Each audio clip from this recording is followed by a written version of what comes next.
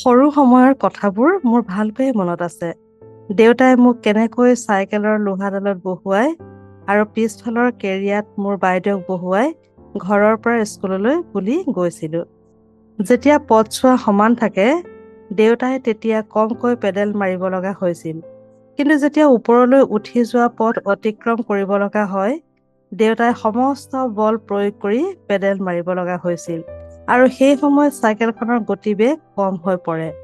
কিন্তু যেতিয়াই হেলনীয়া অৰ্থাৎ তললৈ নামি যোৱা পথ, তেতিয়া আমি চাইকেলত বহা আটাইকেইজনে খুব আনন্দ লাভ কৰোঁ, যিহেতু চাইকেলখন আপোনা আপুনি নিজে নিজে সম্পূৰ্ণ গতিত গতি কৰে আৰু আমি সেইদৰেই আমাৰ স্কুলত গৈ পাওঁ।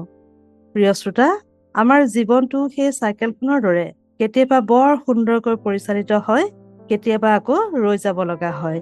সেই সময়ত আমি যিমান পাৰোঁ পৰিশ্ৰমেৰে জীৱনটো পৰিচালনা কৰিবলৈ যত্ন কৰোঁ আৰু তেতিয়া কেতিয়াবা জীৱনটো সুন্দৰৰূপে অতিবাহিত হয়।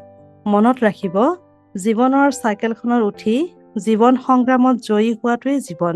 কিন্তু আটাইতকৈ জৰুৰী বিষয়, যেতিয়া এই চাইকেলখনৰ যাত্ৰা অনুভৱ কৰিছিলোঁ, সেই সময়ত দেউতাই চাইকেলখন পৰিচালনা কৰিছিল। আমাৰ সম্পূৰ্ণ ভৰসা আছিল দেউতাই কেতিয়াও পৰিবলৈ নিদিব, দুখ পাবলৈ নিদিব। আজি আপোনাৰ জীৱনৰ চাইকেলখন কোনে পৰিচালনা কৰিছে? আপুনি মহান ঈশ্বৰক ভৰসা কৰিছেনে?